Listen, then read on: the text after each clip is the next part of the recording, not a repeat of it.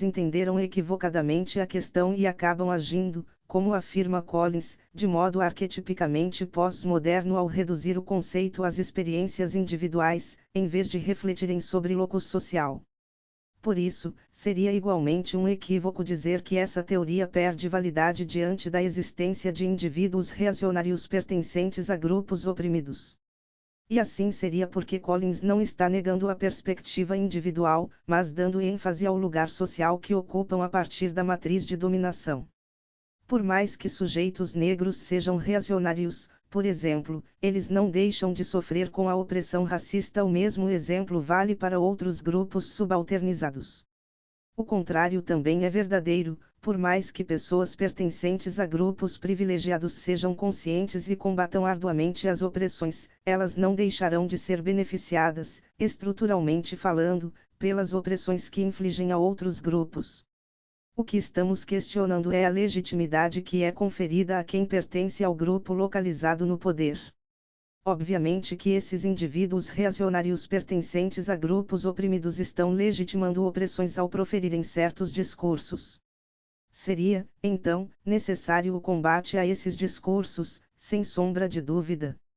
Porém, o que ocorre, geralmente, é a tentativa de deslegitimar a luta antirracista, antimachista ou anti-LGBTfóbica, ou a própria teoria do ponto de vista feminista ou lugar de fala, com base na existência de indivíduos como esses, como se homens brancos heterossexuais não fossem o grupo responsável e beneficiado por essas opressões. Principalmente, porque há a tentativa de mudar o foco de realidades extremamente violentas para a constatação de que pessoas de grupos oprimidos são pessoas frutos dessa sociedade, assim como todas as outras. Seria mais responsável e ético discutir o fato de que a cada 23 minutos um jovem negro é assassinado no Brasil, o que mostra que indivíduos negros compartilham experiências de violência estatal pelo fato de pertencerem ao grupo negro, locus social, do que perder energia em falar das experiências individuais distintas, como se isso não fosse próprio do humano. Acredito que nem todas as pessoas brancas se identifiquem entre si e tenham as mesmas visões, mas existe uma cobrança maior em relação aos indivíduos pertencentes a grupos historicamente discriminados, como se fossem mais obrigados do que os grupos localizados no poder de criar estratégias de enfrentamento às desigualdades. O lugar social não determina uma consciência discursiva sobre esse lugar. Porém, o lugar que ocupamos socialmente nos faz ter experiências distintas e outras perspectivas. A teoria do ponto de vista feminista e lugar de fala nos faz refutar uma visão universal de mulher e de negritude, e outras identidades, assim como faz com que homens brancos, que se pensam universais, se racializem, entendam o que significa ser branco como metáfora do poder, como nos ensina Quilomba. Com isso, pretendia-se também refutar uma pretensa universalidade. Ao promover uma multiplicidade de vozes, o que se quer, acima de tudo, é quebrar com o discurso autorizado e único, que se pretende universal. Busca-se aqui, sobretudo, lutar para romper com o regime de autorização discursiva. Luísa Bairros, em Nossos Feminismos Revisitados 40, explica a importância da teoria do Feminist Standpoint. A outra tentativa mais recente de transformar as categorias mulher, experiência e política pessoal é o ponto de vista feminista, Feminist Standpoint. Segundo essa teoria, a experiência da opressão sexista é dada pela posição que ocupamos numa matriz de dominação onde raça, gênero e classe social interceptam-se em diferentes pontos. Assim, uma mulher negra trabalhadora não é triplamente oprimida ou mais oprimida do que uma mulher branca na mesma classe social, mas experimenta a opressão a partir de um lugar que proporciona um ponto de vista diferente sobre o que é ser mulher numa sociedade desigual, racista e sexista. Raça, gênero, classe social e orientação sexual reconfiguram-se mutuamente, formando o que Grant chama de um mosaico que só pode ser entendido em sua multidimensionalidade. De acordo com o ponto de vista feminista, portanto, não existe uma identidade, pois a experiência de ser mulher se dá de forma social e historicamente determinadas.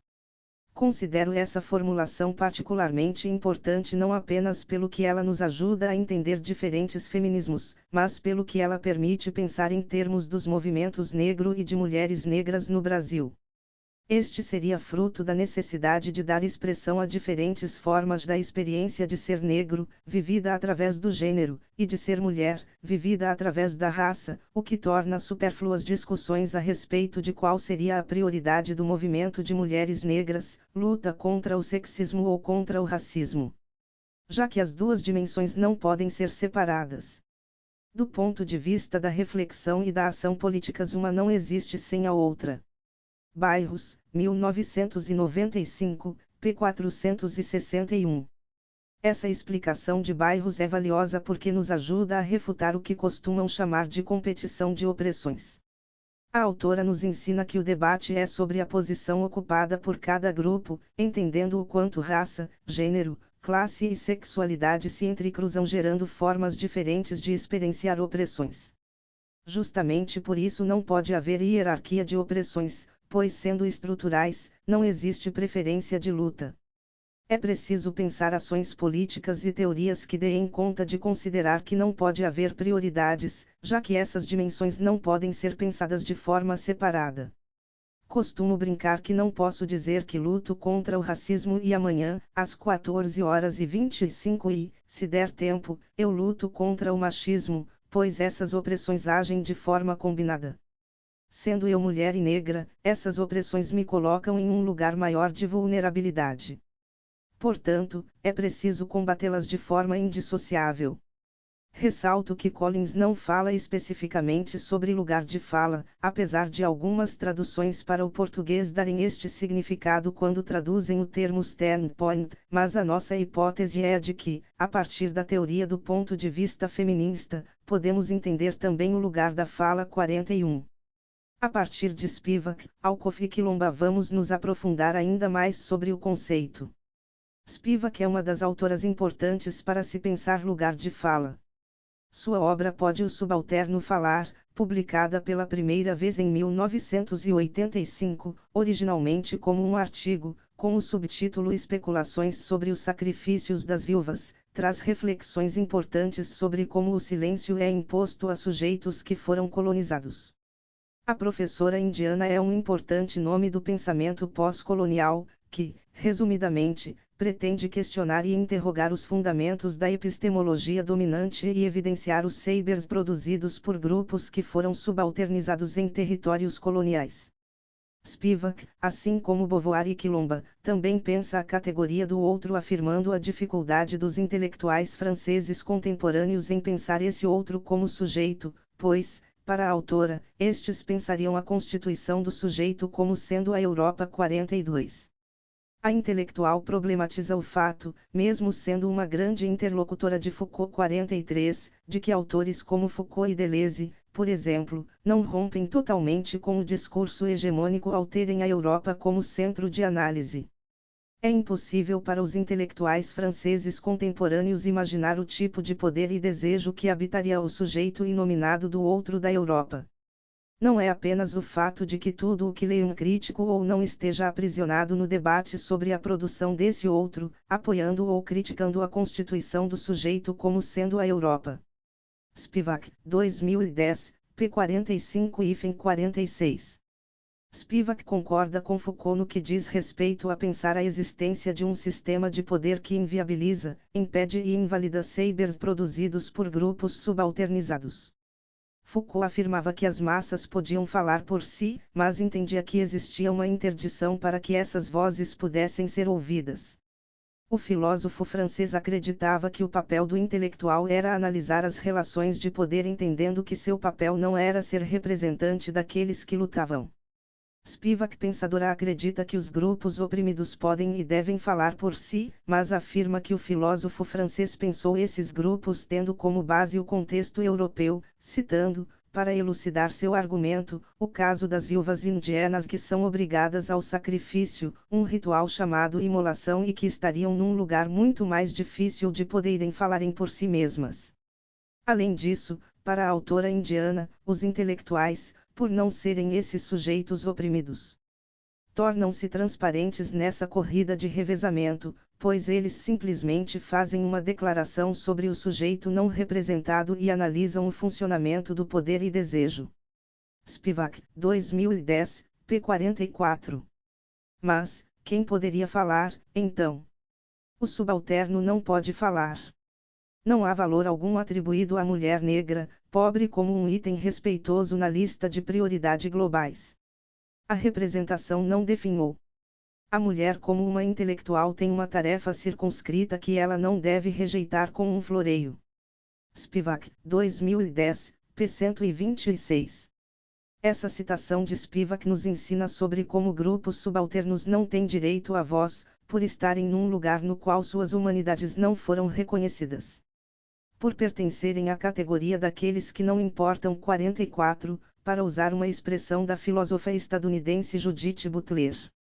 Mas, ao mesmo tempo, Spivak enxerga a necessidade da tarefa intelectual e política para a mulher. Para a autora, o postulado subalterno evidencia um lugar silenciado. No entanto, será que o subalterno nunca rompe o silêncio? Tanto Patricia Hill Collins quanto Grada Quilomba consideram problemática essa afirmação de Spivak do silêncio do subalterno se esta for vista como uma declaração absoluta. Para as duas pensadoras, pensar esse lugar como impossível de transcender é legitimar a norma colonizadora, pois atribuiria poder absoluto ao discurso dominante branco e masculino. Collins acredita que validar esse discurso como absoluto significaria também acreditar que grupos oprimidos só podem se identificar com o discurso dominante e nunca serem capazes de pensar as próprias condições de opressão a que são submetidos. Igualmente significaria a impossibilidade de pensar alguma interpretação válida independente que refute o discurso colonial. No capítulo anterior, trabalhamos com a ideia de Collins da importância das mulheres negras se autodefinirem. Essa necessidade de autodefinição é uma estratégia importante de enfrentamento a essa visão colonial. Como apresentamos no primeiro capítulo deste livro, mulheres negras vêm historicamente produzindo sabres e insurgências. Colocá-las num lugar de quem nunca rompe o silêncio, mesmo com todos os limites impostos estruturalmente, seria confiná-las à mesma lógica que vem se combatendo. Seria confiná-las a um beco sem saída, sem qualquer possibilidade de transcendência. Os sabres produzidos pelos indivíduos de grupos historicamente discriminados, para além de serem contradiscursos importantes, são lugares de potência e configuração do mundo por outros olhares e geografias. Spivak, entretanto, se posiciona de forma a criticar a romantização dos sujeitos que resistem. O primeiro capítulo de Plantations Memories, Episodes of Everyday Racism, de Grada Quilomba, é intitulado A Máscara, Colonialismo, Memória, Trauma e Descolonização 45, e, para ilustrar, há uma pintura da escrava Anastácia 4:6. Anastácia foi obrigada a viver com uma máscara cobrindo sua boca. Quilomba explica que, formalmente, a máscara era usada para impedir que as pessoas negras escravizadas se alimentassem enquanto eram forçadamente obrigadas a trabalhar nas plantações, mas, segundo a autora, a máscara também tinha a função de impor silêncio e medo, na medida em que a boca era um lugar tanto para impor silêncio como para praticar tortura.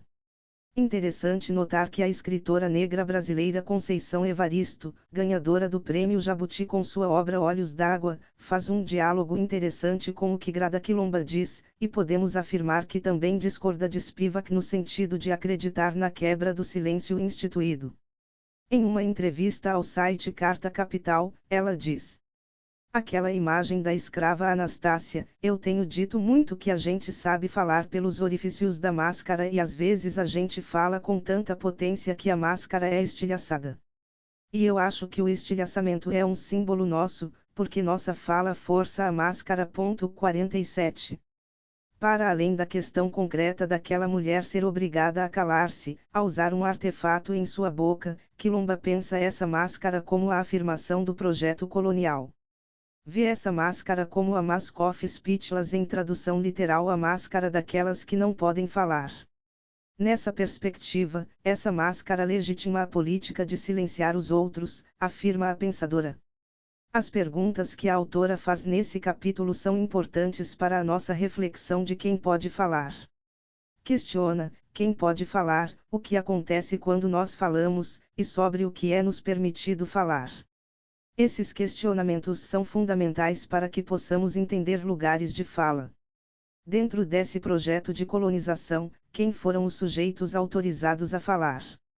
O medo imposto por aqueles que construíram as máscaras serve para impor limites aos que foram silenciados.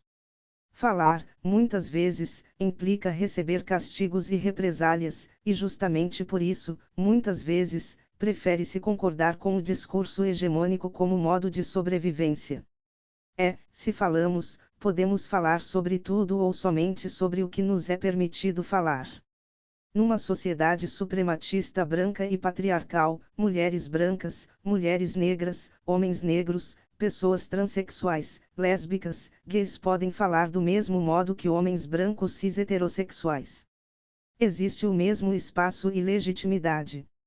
Quando existe algum espaço para falar, por exemplo, para uma travesti negra, é permitido que ela fale sobre economia, astrofísica, ou só é permitido que fale sobre temas referentes ao fato de ser uma travesti negra.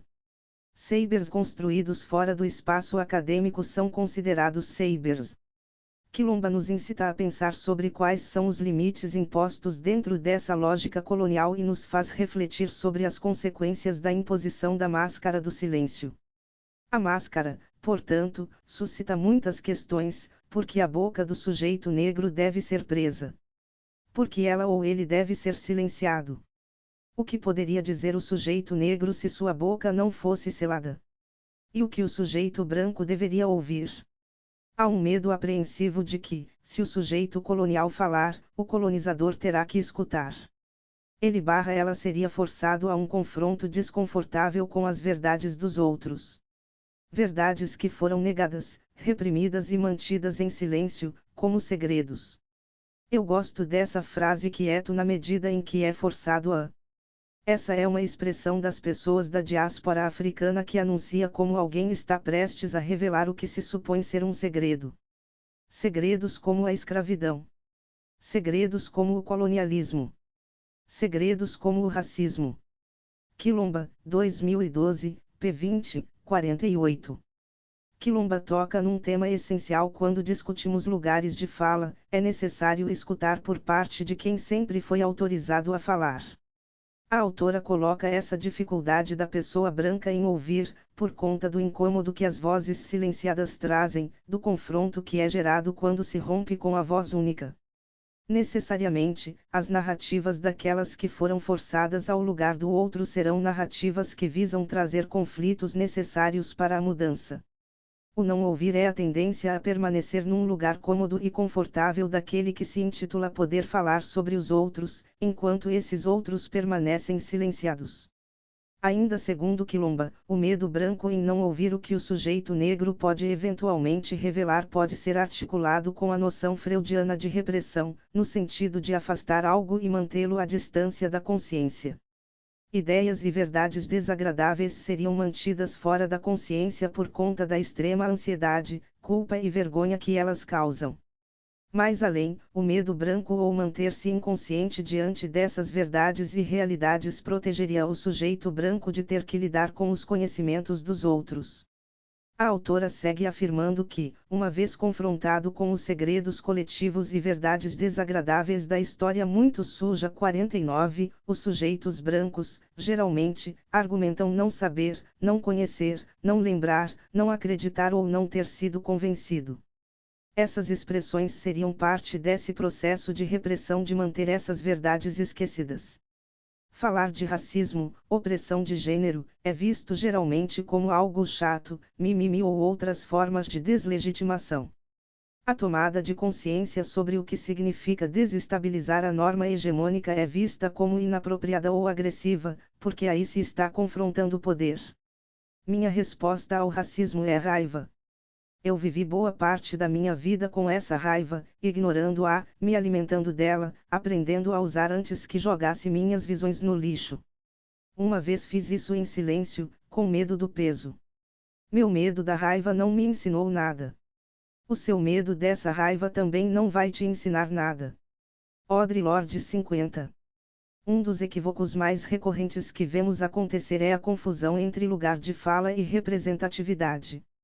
Uma travesti negra pode não se sentir representada por um homem branco cis, mas esse homem branco cis pode teorizar sobre a realidade das pessoas trans e travestis a partir do lugar que ele ocupa. Acreditamos que não pode haver essa desresponsabilização do sujeito do poder. A travesti negra fala a partir de sua localização social, assim como o homem branco cis. Se existem poucas travestis negras em espaços de privilégio, é legítimo que exista uma luta para que elas de fato possam ter escolhas numa sociedade que as confina a um determinado lugar, logo, é justa a luta por representação, apesar dos seus limites. Porém, falar a partir de lugares é também romper com essa lógica de que somente os subalternos falem de suas localizações, fazendo com que aqueles inseridos na norma hegemônica nem sequer se pensem. Em outras palavras, é preciso cada vez mais que homens brancos cis estudem branquitude, cisgeneridade, masculinos. Como disse Rosane Borges para a matéria O que é lugar de fala e como ele é aplicado no debate público 51, pensar lugar de fala é uma postura ética, pois saber o lugar de onde falamos é fundamental para pensarmos as hierarquias, as questões de desigualdade, pobreza, racismo e sexismo. Outra crítica, no nosso entendimento, equivocada, que comumente ouvimos é de que o conceito de lugar de fala visa restringir a troca de ideias, encerrar uma discussão ou impor uma visão. Grada Quilomba explica bem essa questão ao falar de repressão, mas J. Mombassa, no artigo Notas Estratégicas quanto aos usos políticos do conceito de lugar de fala 52, também elucida bem essa questão. Muito se fala sobre como esse conceito tem sido apropriado de modo a conceder ou não autoridade para falar com base nas posições e marcas políticas que um determinado corpo ocupa num mundo organizado por formas desiguais de distribuição das violências e dos acessos. O que as críticas que vão por essa via aparentemente não reconhecem é o fato de que há uma política, e uma polícia, da autorização discursiva que antecede a quebra promovida pelos ativismos do lugar de fala. Quero dizer, não são os ativismos do lugar de fala que instituem o regime de autorização, pelo contrário. Os regimes de autorização discursiva estão instituídos contra esses ativismos, de modo que o gesto político de convidar um homem cis eurobranco a calar-se para pensar melhor antes de falar introduz, na realidade, uma ruptura no regime de autorizações vigente. Se o conceito de lugar de fala se converte numa ferramenta de interrupção de vozes hegemônicas, é porque ele está sendo operado em favor da possibilidade de emergências de vozes historicamente interrompidas. Assim, quando os ativismos do lugar de fala desautorizam, eles estão, em última instância, desautorizando a matriz de autoridade que construiu o mundo como evento epistemicida, 53 e estão também desautorizando a ficção segundo a qual partimos todas de uma posição comum de acesso à fala e à escuta. A interrupção do regime de autoridade que as múltiplas vozes tentam promover faz com que essas vozes sejam combatidas de modo a manter esse regime. Existe a tentativa de dizer voltem para seus lugares, posto que o grupo localizado no poder acredita não ter lugar. Assim, entendemos que todas as pessoas possuem lugares de fala, pois estamos falando de localização social. A partir disso, é possível debater e refletir criticamente sobre os mais variados temas presentes na sociedade. O fundamental é que indivíduos pertencentes ao grupo social privilegiado em termos de locus social consigam enxergar as hierarquias produzidas a partir desse lugar, e como esse lugar impacta diretamente a constituição dos lugares de grupos subalternizados. Numa sociedade como a brasileira, de herança escravocrata, pessoas negras vão experienciar racismo do lugar de quem é objeto dessa opressão, do lugar que restringe oportunidades por conta desse sistema de opressão. Pessoas brancas vão experienciar do lugar de quem se beneficia dessa mesma opressão. Logo, ambos os grupos podem e devem discutir essas questões, mas falarão de lugares distintos. Estamos dizendo, principalmente, que queremos e reivindicamos que a história sobre a escravidão no Brasil seja contada por nossas perspectivas, e não somente pela perspectiva de quem venceu, para parafrasear Walter Benjamin, em Teses sobre o conceito de História 54, estamos apontando para a importância de quebra de um sistema vigente que invisibiliza essas narrativas. Com todos os limites, o espaço virtual tem sido um espaço de disputas de narrativas. Pessoas de grupos historicamente discriminados encontraram aí um lugar de existir, seja na criação de páginas, sites, seja em canais de vídeos, blogs. Existe nesse espaço uma disputa de narrativa, mas ainda aquém do ideal por conta das barreiras institucionais que impedem o acesso de vozes dissonantes. Como expressar-se não é um direito garantido a todos e todas, ainda há necessidade de democratização das mídias e rompimento de um monopólio. A discussão sobre liberdade de expressão também não pode ser pautada unicamente no direito não absoluto de expressar opiniões.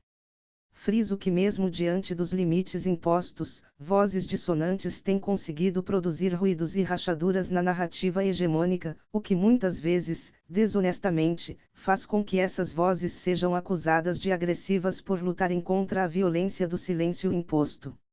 O grupo que sempre teve o poder, numa inversão lógica e falsa simetria causada pelo medo de não ser único, incomoda-se com os levantes de vozes. Entretanto, mesmo com essas rachaduras, torna-se essencial o prosseguimento do debate estrutural, uma vez que uma coisa não anula a outra, definitivamente. Numa palestra performance que realizou em 2016, no Brasil, a chamada Descolonizando o Conhecimento 55, Grada Quilomba descreve de forma simples e brilhante a importância de se romper hierarquias instituídas pelo discurso autorizado. Algo passível de se tornar conhecimento torna-se então toda epistemologia que reflete os interesses políticos específicos de uma sociedade branca colonial e patriarcal. Por favor, deixem-me lembrar-lhes o que significa o termo epistemologia. O termo é composto pela palavra grega episteme, que significa conhecimento, e logos, que significa ciência. Epistemologia é, então, a ciência da aquisição de conhecimento, que determina 1. Os temas, quais temas ou tópicos merecem atenção e quais questões são dignas de serem feitas com o intuito de produzir conhecimento verdadeiro. 2. Os paradigmas, quais narrativas e interpretações podem ser usadas para explicar um fenômeno, isto é, a partir de qual perspectiva o conhecimento verdadeiro pode ser produzido. 3. Os métodos, e quais maneiras e formatos podem ser usados para a produção de conhecimento confiável e verdadeiro. Epistemologia, como eu já havia dito, define não somente como, mas também quem produz conhecimento verdadeiro e em quem acreditarmos. É comum ouvirmos o quão interessante nosso trabalho é, mas também ouvimos o quão específico ele é. Isso não é nada objetivo. Você tem que ser neutra. Se você quiser se tornar uma acadêmica, não pode ser pessoal. A ciência é universal, não subjetiva. Seu problema é que você superinterpreta a realidade, você deve se achar a rainha da interpretação. Tais comentários ilustram uma hierarquia colonial, pela qual pessoas negras e racializadas são demarcadas. Assim que começamos a falar e a proferir conhecimento, nossas vozes são silenciadas por tais comentários, que, na verdade, funcionam como máscaras metafóricas. Tais observações posicionam nossos discursos de volta para as margens como conhecimento desviado e desviante, enquanto discursos brancos permanecem no centro, como norma. Quando eles falam, é científico, quando nós falamos, não é científico. Universal/específico. Objetivo/subjetivo. Neutro/pessoal. Racional/emocional. Imparcial/parcial. Eles têm fatos, nós temos opiniões, eles têm conhecimento, nós, experiências. Nós não estamos lidando aqui com uma coexistência pacífica de palavras 56, e sim com uma hierarquia violenta que determina quem pode falar. Podemos ver com essa citação de Quilomba como há similaridades nas reflexões trazidas pelas principais autoras aqui pensadas. Todas refutam a neutralidade epistemológica, a necessidade do reconhecimento de outros sabers e a importância de entendê-los como localizados, e a importância de se romper com um postulado de silêncio. Lélia Gonzalez, Linda Alcoff, Spivak, entre outras, pensam a necessidade de romper com a epistemologia dominante e de fazer o debate sobre identidades pensando o modo pelo qual o poder instituído articula essas identidades de modo a oprimir e a retificá-las. Pensar lugares de fala para essas pensadoras seria desestabilizar e criar fissuras e tensionamentos a fim de fazer emergir não somente contradiscursos, posto que ser contra ainda é ser contrária a alguma coisa. Ser contra-hegemônica ainda é ter como norte aquilo que me impõe. Sim, os discursos trazidos por essas autoras são contra-hegemônicos no sentido de que visam desestabilizar a norma, mas igualmente são discursos potentes e construídos a partir de outros referenciais e geografias, visam pensar outras possibilidades de existências para além das impostas pelo regime discursivo dominante. Não há aqui a imposição de uma epistemologia de verdade, mas um chamado à reflexão. As obras apresentadas pelas diversas autoras desvelam as opressões sofridas por diferentes grupos, conforme elas continuam a agir de modo a restringir direitos. Não é um dever ser, mas há aí um desvelamento dos processos históricos que colocam determinados grupos em posições subalternas. Pensar lugar de fala seria romper com o silêncio instituído para quem foi subalternizado, um movimento no sentido de romper com a hierarquia, muito bem classificada por Derrida como violenta. Há pessoas que dizem que o importante é a causa, ou uma possível voz de ninguém, como se não fôssemos corporificados, marcados e deslegitimados pela norma colonizadora. Mas, comumente, só fala na voz de ninguém quem sempre teve voz e nunca precisou reivindicar sua humanidade. Não à toa iniciamos esse livro com uma citação de Lélia Gonzalez, "O lixo vai falar", e numa boa 57. No original, in Our Own Name. Hall, Stuart. Cultural Identity and Diaspora. In Rutherford, Jonathan, ed. Identity, Community, Culture Difference. London, Lawrence and Vissart Limited, 1990. p. 222. 2 E Eu Não Sou Uma Mulher. Também é o nome do primeiro livro de Bell Hooks, lançado em 1981, inspirado no discurso de Truth. 3 de Ledges. Sojourner Truth. Disponível em acesso em 21/7/2017. 4. Segundo a visão dominante do feminismo, a história é dividida em 3 ondas com características muito específicas, apesar dessa visão ser contestada por feministas negras e brancas, como Claire Hames, que, em Contando Histórias Feministas, diz que apesar da evidente variedade da teoria feminista, dentro e fora do Ocidente, ao contar-se sua história recente, uma narrativa dominante aparece, ainda que apresente uma gama de inflexões afetivas e críticas. Essa história divide o passado recente em décadas definidas para fornecer uma narrativa de progresso incansável ou de perda, proliferação ou homogeneização. Hemmings, Claire. Contando Histórias Feministas. Revista Estudos Feministas, V17, N1, P215-241, Abril, 2009. Disponível em acesso em 21/7/2017.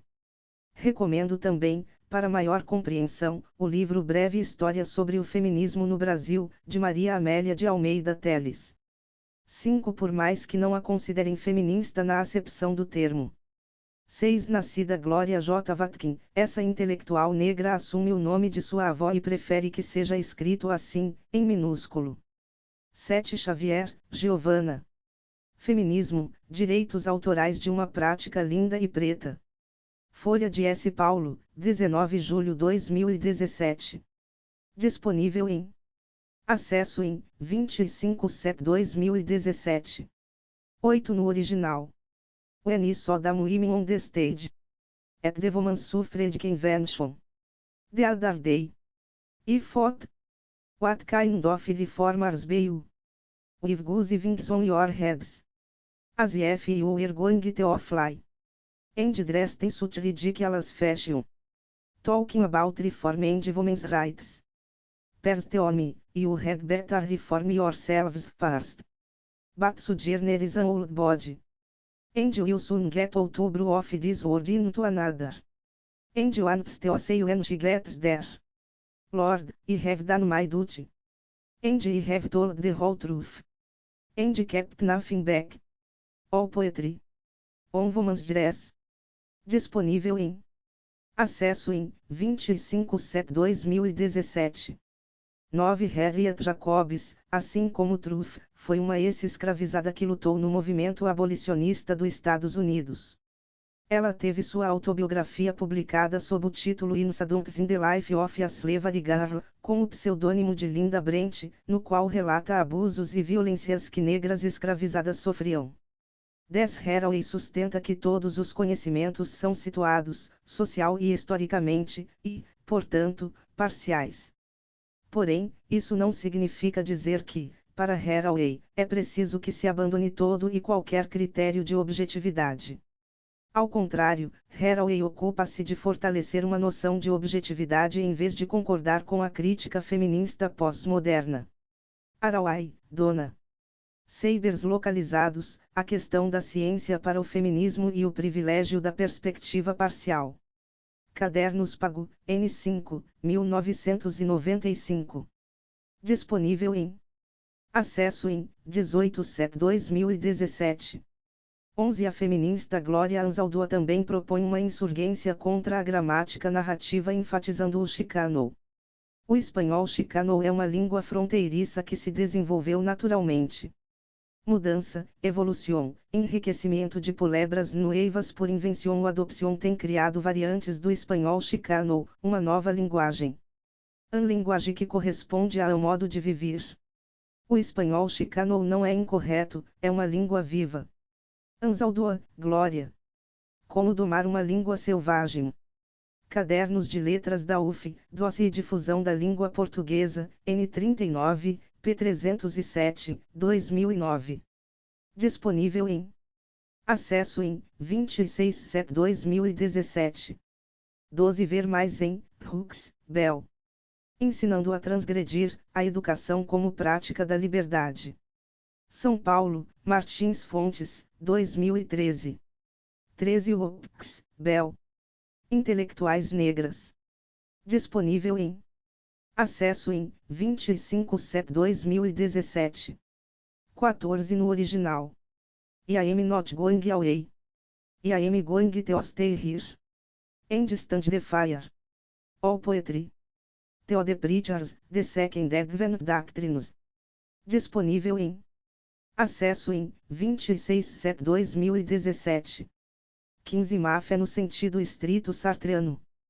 Para Sartre, má-fé é a tentativa de isentar-se da responsabilidade a ponto de reduzir-se à pura coisidade, em si, é tornar-se passivo e atribuir suas ações ao temperamento, adotar uma religião e aceitar seus dogmas ou ainda alegar ter certa personalidade por conta de raça ou gênero.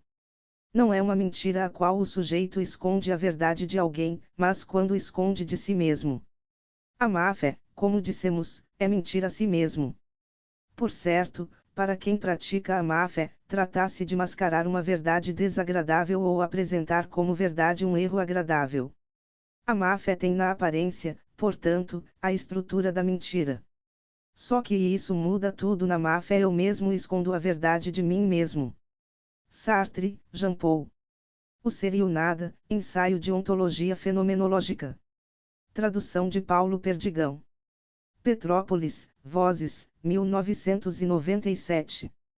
p. 94. 16 Escritora e professora do Departamento de Estudos de Gênero da Humboldt-Universität, em Berlim. 17 No original, Black women have thus been positioned within several discourses that misrepresent our own reality, a debate on racism where the subject is black male, a gendered discourse where the subject is white female, and a discourse on class where race has no place at all. We occupy a very critical place within FIRE.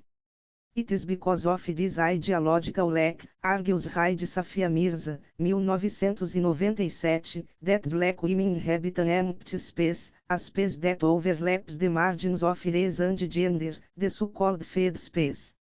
We inhabit a kind of vacuum of erasure and contradiction sustained by the polarization of the world into black on side and women on the other. Mirza, 1997, 4. US in between. This is, of course, a serious theoretical dilemma, in which the concepts of race and gender narrowly merge into one. Such separative narratives maintain the invisibility of black women academic and political debates.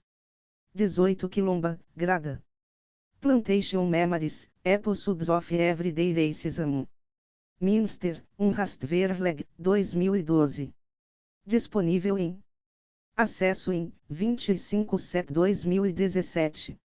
19 A categoria homem negro também é diversa e interseccionada com marcações de sexualidade, identidade de gênero, classe entre outras. Na coleção Feminismos Plurais abordaremos temas referentes às masculinidades negras.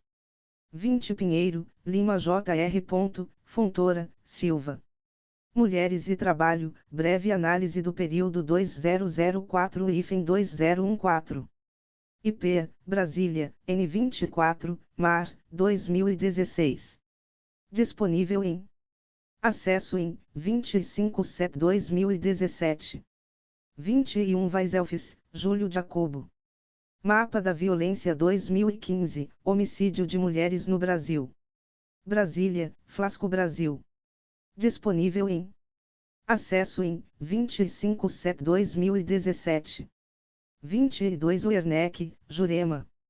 Nossos passos vêm de longe. Movimentos de mulheres negras e estratégias políticas contra o sexismo e o racismo. Revista da ABPN, N1, V1 /junho, 2010. 23 Beauvoir, Simone. O Segundo Sexo, Fatos e Mitos. Tradução de Sérgio Millier. 4 ed. São Paulo, Difusão Europeia do Livro, 1980b. p18. 24 Lima, Ana Nery Correia. Mulheres militantes negras, a interseccionalidade de gênero e raça na produção das identidades contemporâneas. Disponível em acesso em 25/7/2017. 25 Collins, Patrícia Hill. Aprendendo com a Outsider Within, a significação sociológica do pensamento feminista negro. Sociedade e Estado, V31, N1, P99127, 2016. Disponível em acesso em 12/7/2017. 26 Idem. 27 Luísa Bairros em Nossos Feminismos Revisitados também nos oferece uma perspectiva interessante tendo como base mulheres negras domésticas. 28 Carneiro, Sueli. Enegrecer o feminismo, a situação da mulher negra na América Latina a partir de uma perspectiva de gênero. Ashoka Empreendedores Sociais, Tacano Cidadania, Orgs. Racismos Contemporâneos. Rio de Janeiro, Tacano Editora, 2003. Coleção Valores e Atitudes. Série Valores, N1. Não Discriminação. 29 Sebastião, Ana Angélica. Feminismo Negro e Suas Práticas no Campo da Cultura. Revista da ABPN, V1, N1, Mar/junho, 2010. 30 O fato é que, enquanto mulher negra sentimos a necessidade de aprofundar a reflexão, ao invés de continuarmos na repetição e reprodução de modelos que nos eram oferecidos pelo esforço de investigação das ciências sociais. Os textos só falavam da mulher negra numa perspectiva socioeconômica que elucidava uma série de problemas propostos pelas relações raciais. Mas ficava, e ficará, sempre um resto que desafiava as explicações. Gonzalez, Lélia. Racismo e Sexismo na Cultura Brasileira. Revista Ciências Sociais Hoje, Ampox, 1984. p225. Disponível em acesso em 25/7/2017. 31 Lorde, Audrey. Mulheres negras, as ferramentas do mestre nunca irão desmantelar a casa do mestre. Tradução de Renata Giledes, 10/7/2013. Disponível em acesso em 26/7/2017. 32 no original, Why Do We Write? Cause have to cause my voice, in which dialects has been silent too long. Sanla Rose, Jacó. Poesia. Quilomba, Grada. Plantation Memories, Episodes of Everyday Racism. Minster, Rastverleg, 2012. p12. Disponível em acesso em 25/7/2017. 33. Suponho que em toda sociedade a produção do discurso é ao mesmo tempo controlada, selecionada, organizada e redistribuída por certo número de procedimentos que têm por função conjurar seus poderes e perigos, dominar seu acontecimento aleatório, esquivar sua pesada e temível materialidade. Foucault, Michel. A Ordem do Discurso. São Paulo, Edições Loyola, 2012. p8-9. 34. Amaral, Márcia Franz. Lugares de fala, um conceito para abordar o segmento popular da grande imprensa. Contracampo, N12, p103114, Ian/Julho, 2005. 35. O conceito de lugares de fala foi construído na tese de doutorado Lugares de Fala do Leitor no Diário Gaúcho, para analisar um jornal popular da grande imprensa cujas estratégias de popularização não se reduzem ao sensacionalismo. Amaral, Márcia Franz. Lugares de fala, um conceito para abordar o segmento popular da grande imprensa. Contracampo, N12, p104, Ian/Julho, 2005. 36. Infelizmente, esse livro ainda não foi traduzido para o português, entretanto, há uma tradição entre as estudiosas de referenciar o livro de Collins, Black Feminist Thought, Knowledge, Consciousness and the Politics of Empowerment, de pensamento do feminismo negro. 37. Collins, Patricia Hill. Comentário sobre o artigo de Ekman Truth and Method, Feminist Standpoint Theory Revisited, Onde está o poder? Science, V22, N2, P3753881, 1997. Tradução de Juliana Borges. 38. Idem. 39. Idem. 40. Bairros, Luísa. Nossos Feminismos Revisitados. In, Ribeiro, Matilde, org. Dossiê Mulheres Negras. Revista Estudos Feministas, Florianópolis, V3, N3, 1995. 41. Como já dito anteriormente, para além da conceituação dada pela comunicação, não existe precisão de origem em relação ao conceito propriamente dito e nenhuma epistemologia determinada.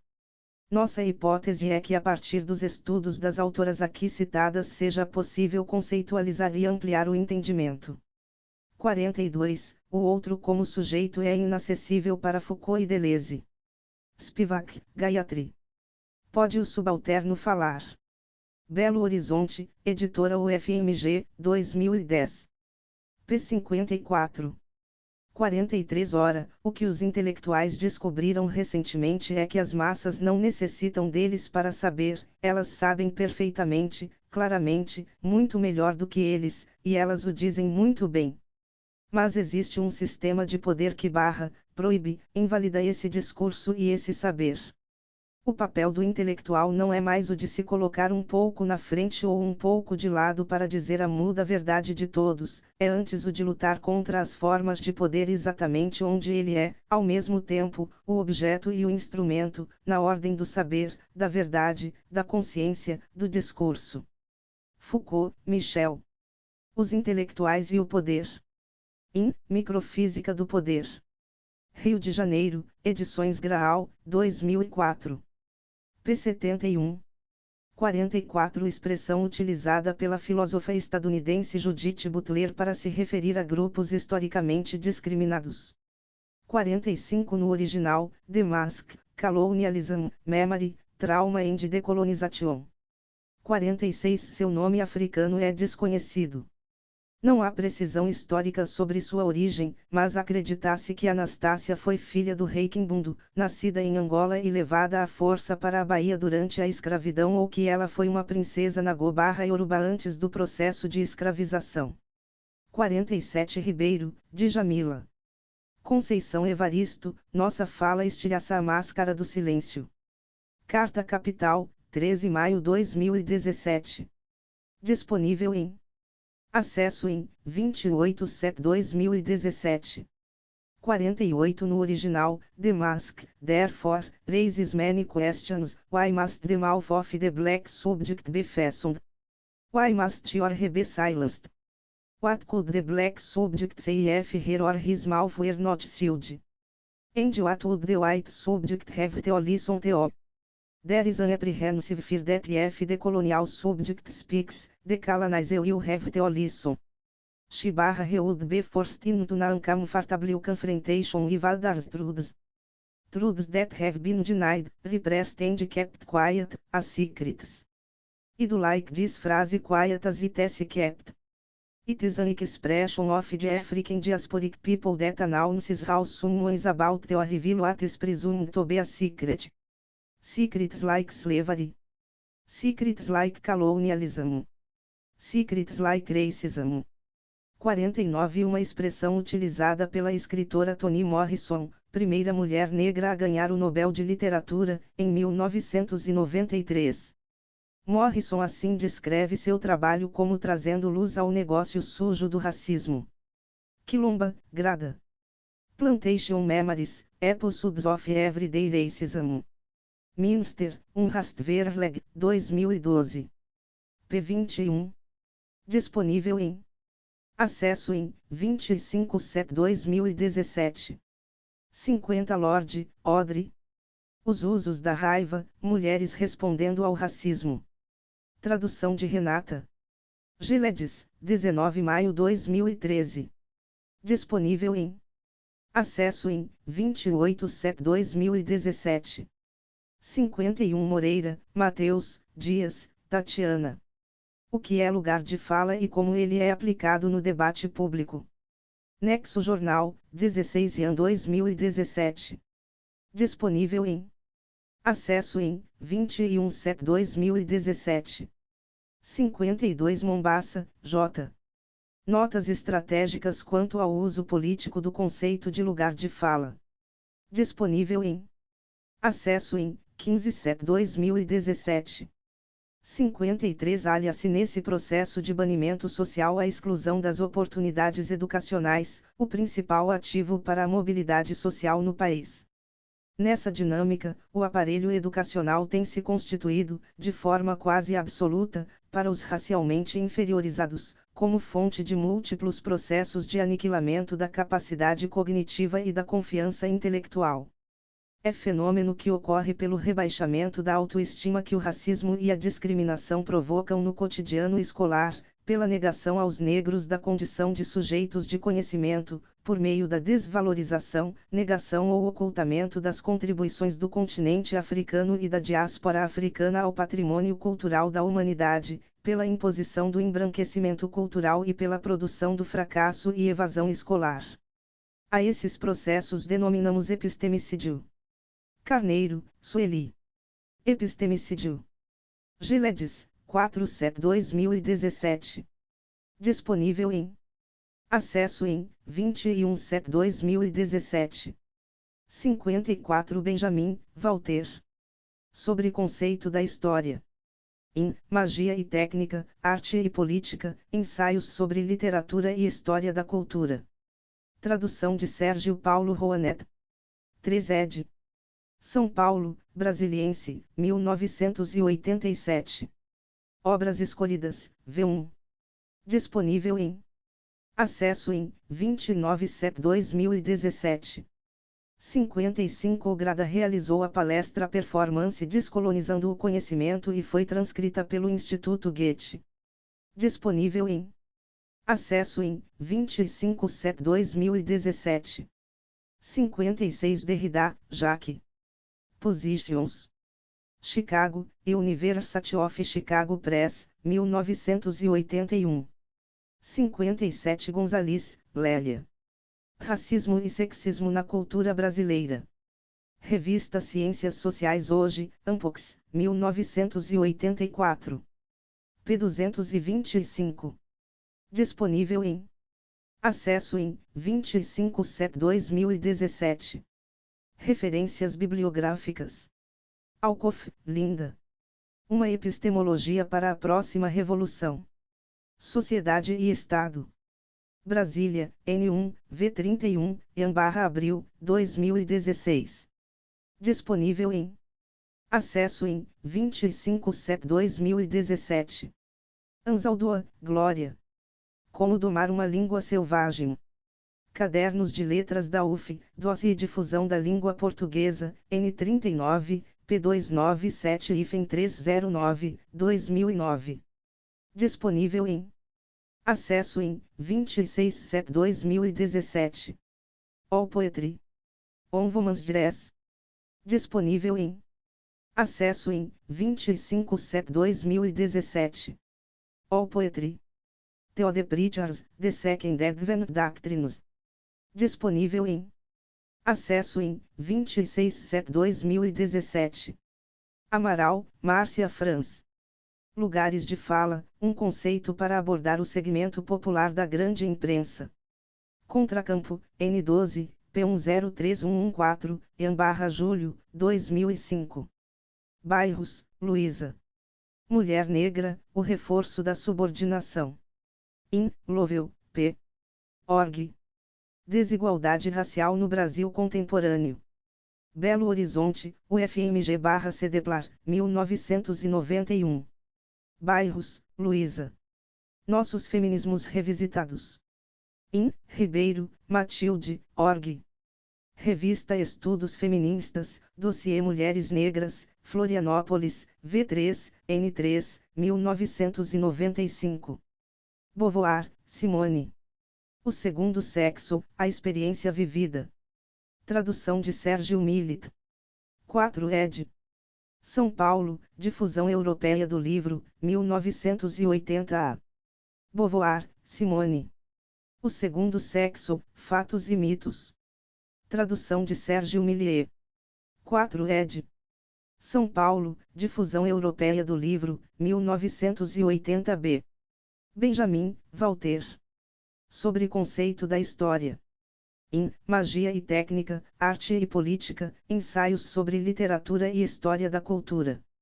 Tradução de Sérgio Paulo Rouanet. 3 ed. São Paulo, Brasiliense, 1987. Obras escolhidas, V1. Obras escolhidas. Disponível em acesso em 29/7/2017. Bra, Avatar. Diferença, diversidade, diferenciação.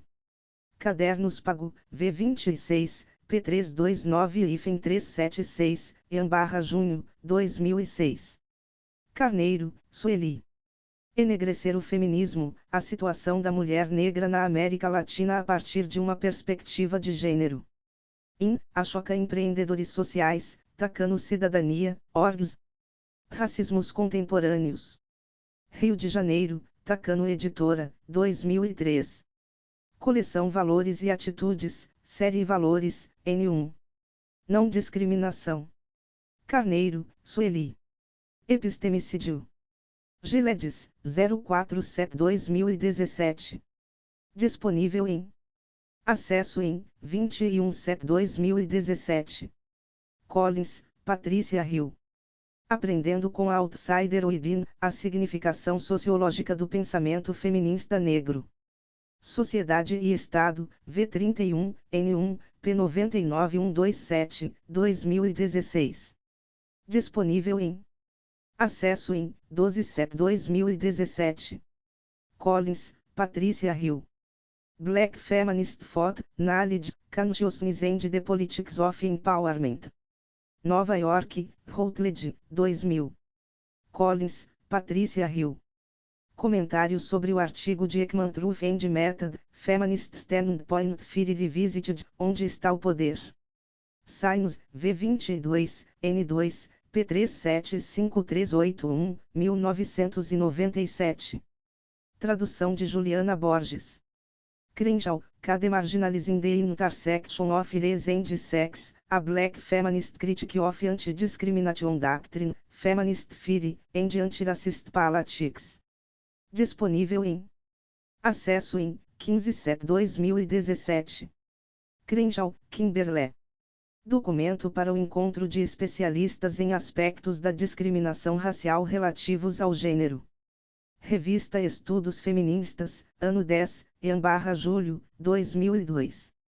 Derrida, Jacques. Positions. Chicago, University of Chicago Press, 1981. Foucault, Michel. A Ordem do Discurso. São Paulo, Edições Loyola, 2012. Foucault, Michel. Os Intelectuais e o Poder. In, Microfísica do Poder. Rio de Janeiro, Edições Graal, 2004. Giledes. Sudhir Truff. Disponível em. Acesso em, 21/7/2017. Gonzalez, Lélia. Racismo e Sexismo na Cultura Brasileira. Revista Ciências Sociais Hoje, Ampox, 1984. Disponível em. Acesso em, 25/7/2017. Gulchiken, Luiz. Comunicação Pública. Organização de Maria José da Costa Oliveira. Campinas, A Linha Editora, 2014. Hall, Stuart. Da Diáspora, Identidades e Mediações Culturais. Organização de Liv Suvik. Tradução de Adelaine Laguardia Rezende. EAL. Um ed atual. Belo Horizonte, Editora UFMG, 2009. Hall, Stuart. Cultural Identity and Diaspora. In, Rutherford, Jonathan, ed. Identity, Community, Culture Difference. London, Lawrence and Vissart Limited, 1990. Arawai, Dona. Sabers localizados, a questão da ciência para o feminismo e o privilégio da perspectiva parcial. Cadernos Pago, N5, 1995. Disponível em. Acesso em, 18/7/2017. Hemmings, Claire. Contando Histórias Feministas. Revista Estudos Feministas, V17, N1, P215-241, Em/Abril, 2009. Disponível em. Acesso em, 21/7/2017. Opx, Bell. Ensinando a transgredir, a educação como prática da liberdade. São Paulo, Martins Fontes, 2013. Opx, Bell. Feminism is for Everybody, Passionate Politics. SL, Pluto Express, 2000. Opx, Bell. Intelectuais Negras. Disponível em. Acesso em, 25/7/2017. Opx, Bell. Talking Back, Fiking Feminist and Talking Black. Boston, Souls and Press, 1989. Instituto Goethe. Descolizando o Conhecimento. Disponível em. Acesso em, 25/7/2017. Quilomba, Grada. Plantation Memories, Episodes of Everyday Racism. Minster, Rastverleg, 2012. Disponível em. Acesso em, 25/7/2017. Lima, Ana Nery Correia. Mulheres militantes negras, a interseccionalidade de gênero e raça na produção das identidades contemporâneas. Disponível em. Acesso em, 25/7/2017. Lorde, Audrey. Mulheres negras, as ferramentas do mestre nunca irão desmantelar a casa do mestre. Tradução de Renata. Giledes, 10/7/2013. Disponível em. Acesso em, 26/7/2017. Lorde, Audrey. Os usos da raiva, mulheres respondendo ao racismo. Tradução de Renata. Giledes, 19 de maio 2013. Disponível em. Acesso em, 28/7/2017. Louro, Guacira Lopes. Gênero, Sexualidade e Educação, uma perspectiva pós-estruturalista. 7 ed. Petrópolis, Vozes, 2004. Mombasa, J. Notas estratégicas quanto ao uso político do conceito de lugar de fala. Disponível em. Acesso em, 15/7/2017. Moreira, Mateus, Dias, Tatiana. O que é lugar de fala e como ele é aplicado no debate público. Nexo Jornal, 16/2017. Disponível em. Acesso em, 21/7/2017. Negrão, T. Feminismo no plural. In, Tiburi, M. Menezes, M. Eggert, E. Orgs. As Mulheres e a Filosofia. São Leopoldo, Unisinos, 2002. P. 271280. Pinheiro, Lima Jr. Fontoura, Silva. Mulheres e Trabalho, breve análise do período de 2004 a 2014. IP, Brasília, N24, Mar, 2016. Disponível em acesso em 25/7/2017. Picitelli, Adriana. Interseccionalidades, categorias de articulação e experiências de migrantes brasileiras. Sociedade e Cultura, N2, V11, P263-274, julho/10, 2008. Pra, Jr. O Feminismo como Teoria e como Prática. In, Stray, M. Org. Mulher, Estudos de Gênero. São Leopoldo, Unisinos, 1997. P. 39-57. Ribeiro, Djamila. Conceição Evaristo, Nossa Fala Estilhaça a Máscara do Silêncio. Carta Capital, 13 de maio 2017. Disponível em acesso em 28/7/2017. Sebastião, Ana Angélica. Feminismo Negro e suas práticas no campo da cultura. Revista da ABPN, N1, V1, Mar/Junho, 2010. Sartre, Jean-Paul. O Ser e o Nada, Ensaio de Ontologia Fenomenológica. Tradução de Paulo Perdigão. Petrópolis, Vozes, 1997.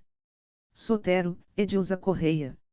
Transformações no acesso ao ensino superior brasileiro, algumas implicações para os diferentes grupos de cor e sexo. In, Marcondes, Mariana Mazzini. Etiale. Dossiê Mulheres Negras, Retrato das Condições de Vida das Mulheres Negras no Brasil. Brasília, IPEA, 2013. P. 35-52. Disponível em acesso em 26/7/2017. Spivak, Gayatri. Pode o Subalterno Falar? Belo Horizonte, Editora UFMG, 2010. Toledo, Cecília. Mulheres, o gênero nos une, a classe nos divide. 2 ed. São Paulo, José Luiz e Rosa Sunderman, 2003. Série Marxismo e Opressão. Weiselfs, Júlio Jacobo. Mapa da Violência 2015, Homicídio de Mulheres no Brasil. Brasília, Flasco Brasil. Disponível em acesso em 25/7/2017. Werneck, Jurema. Nossos passos vêm de longe. Movimentos de mulheres negras e estratégias políticas contra o sexismo e o racismo. Revista da ABPN, N1, V1 Mar/Junho, 2010. Xavier, Giovana. Feminismo, Direitos Autorais de uma Prática Linda e Preta. Folha de S. Paulo, 19 de julho 2017.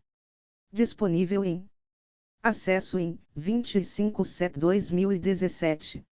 Feminismo Materno. Fernandes, Natália. 9.786.550.940.058. 128 páginas. Compre agora e leia. Este livro é uma combinação de testemunho pessoal e rigorosa pesquisa jornalística realizada ao longo de 3 anos, e parte da experiência da autora, Natalia Fernandes, e de suas inquietações após se tornar MAE, para questionar o atual modelo de trabalho adotado pela maior parte das empresas do Brasil e do mundo, que não permitem nenhuma adequação de horários a uma família com filhos. Até quando grandes empresas vão ignorar o êxodo de mulheres mães? E até quando políticas públicas serão ineficientes para garantir a criação amorosa e consciente de crianças por seus pais? Compre agora e leia. Colorismo. Devolsky, Alessandra. 9.786.587.113.401. 208 páginas. Compre agora e leia. Colorismo, de Alessandra Devolsky, trata de um tema premente para entendermos a construção da sociedade brasileira e a dinâmica das suas relações. No decorrer do livro, a autora aborda desde os aspectos internos do colorismo, sua introjeção, até seu caráter estrutural, tão presente em nossa sociedade quanto o racismo. As implicações do colorismo no mundo do trabalho e na dinâmica das relações de poder também são investigadas a fundo, a fim de deixar nítido que a mestiçagem e sua origem violenta continuam repercutindo e exercendo forte papel no país. A distinção entre negros claros e retintos, capaz de desmobilizar o reconhecimento e a união entre os sujeitos com traços de africanidade, e enfraquecer a luta antirracista, é dissecado pela autora, que conclama a força política mobilizadora que pode advir do questionamento do colorismo, que estratifica os negros a partir de um olhar forjado no seio da supremacia branca. Não fica de lado, também, uma análise do colorismo a partir do feminismo negro, a fim de investigar sua repercussão tanto no aspecto afetivo quanto político de formação das mulheres negras. Compre agora e leia.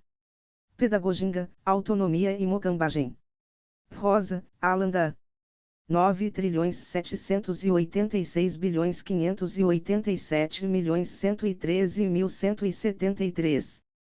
240 páginas. Compre agora e leia.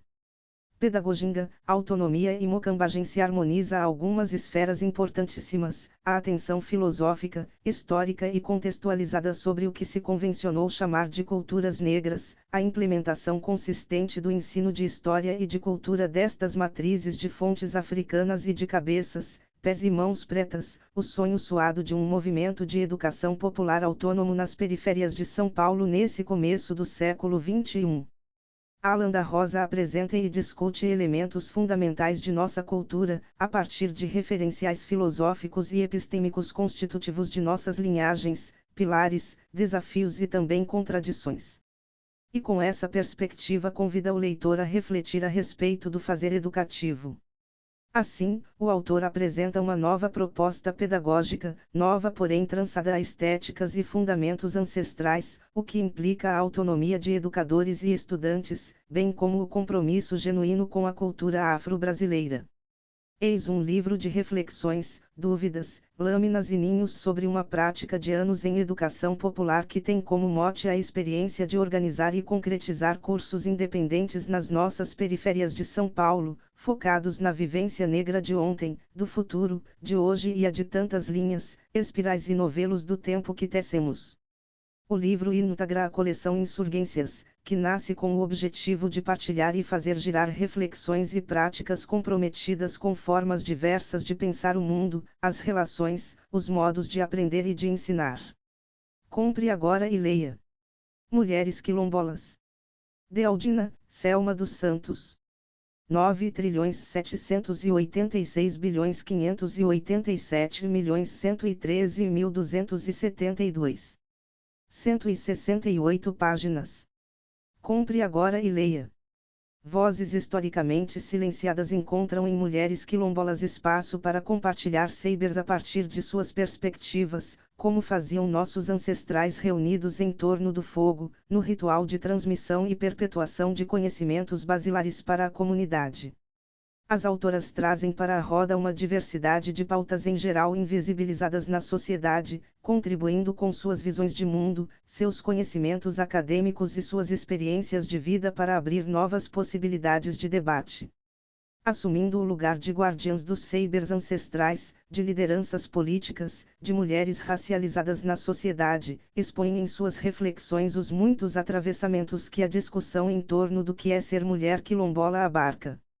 Para além da pauta identitária, como protagonistas de suas próprias histórias, as autoras denunciam os muitos percalços enfrentados pela população quilombola, que existe, e resiste, em torno de 4.000 comunidades em quase toda a extensão do Brasil, lamentavelmente pouco divulgados e discutidos na mídia e em nossos círculos sociais. Uma oportunidade privilegiada de estabelecermos diálogo com uma epistemologia e uma realidade social em geral pouco conhecida, com uma outridade ainda invisibilizada. Um livro do selo Sueli Carneiro, coordenado por Djamila Ribeiro. Compre agora e leia. Comentários críticos à Constituição da República Federativa do Brasil. Tardelli, Breno. 9.787.587.113.081. 354 páginas. Compre agora e leia. A ideia desta obra surgiu como uma grande festa pelos anos de trabalho de uma iniciativa que marcou o debate jurídico pós-2014, o Justificando, portal criado por Breno Tardelli, André Zanardo e Igor Leone, time que permaneceu até meados de 2018. Possibilitar uma Constituição comentada por juristas de perspectivas críticas a preço acessível e em obra grandiosa me pareceu uma despedida que coroa o trabalho duro de disputa de narrativa em anos decisivos no cenário jurídico. Desde sua criação, foram construídos diariamente textos e vídeos sobre Lava Jato, relativização da presunção de inocência, reforma trabalhista e da Previdência, entre tantos outros infelizes retrocessos que vividos diariamente no país. Para além de reconhecimento internacional, o portal foi uma fonte importante de estudos e formação crítica. O resultado do que leram neste livro é bem representativo do que foram esses anos de redação, excelência na crítica, pessoas das mais variadas origens sociais e trabalho muito suado para conseguir isso pronto. Foi um grande prazer para toda a equipe se sentar à mesa com tantas pessoas para confraternizar movidas por um mundo mais justo.